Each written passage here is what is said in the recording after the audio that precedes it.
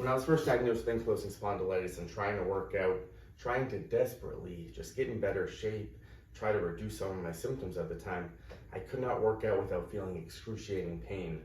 I felt pain during the workout, especially I felt pain after the workout and for days to follow. Couldn't do a push-up without excruciating pain in the shoulder. For days afterwards, I was sore, and it was very hard to figure out, what am I doing wrong here? Why can't I couldn't seem to do any traditional movements, right? And I realized I had to take a serious step back, which at the time was hard on the ego as a personal trainer at the time, but I realized I was dealing with too much joint pain. The symptoms of arthritis were just causing havoc on my body. I had to take a step back and find more joint-friendly methods. And what I came up with was, for something like the push-up, I realized, or for something like working the upper body, I had to find more support. So I worked on supported holds, keeping the core tight, no push-up yet. Once I worked this up, just being able to hold this 30 seconds, a minute, I then started to work elevated push-ups, which felt pretty good on the upper body. So I stopped forcing movements that caused pain. I wanted no pain when I worked out, and especially I wanted no pain afterwards also. So I made sure I wasn't doing this to complete exhaustion, complete fatigue. I really slowly built it. I was looking for strength, but I knew I had to start at a slower pace. So elevated push-ups for me felt a lot better than regular push-ups.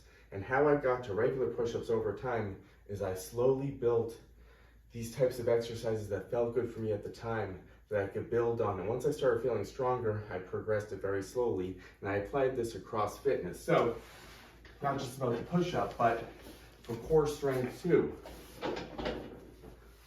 For something like the plank, which before spondylitis felt pretty good for me, but whenever I held the plank, it always ached my low back. I had such low back pain. I was holding it for way too long.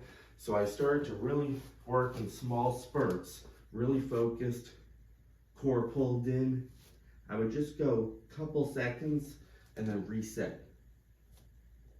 So it became all about form, precision.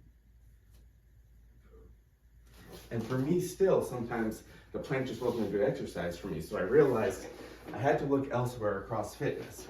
I had to look into more core stability, working on that alignment, low back drilled in, control dead bugs, heel touches with my low back drilled, to really focus on control.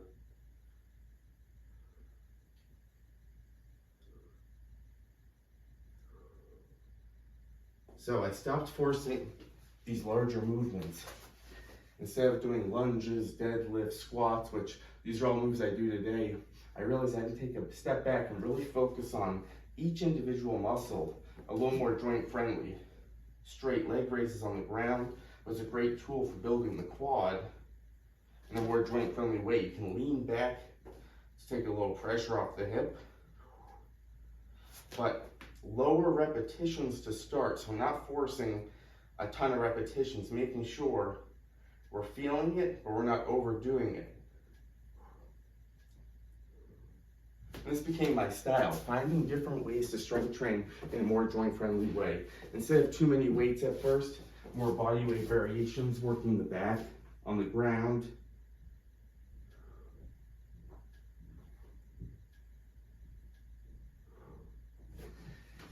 And this is how I put together workouts, and over time I was able to progress it. See you next time.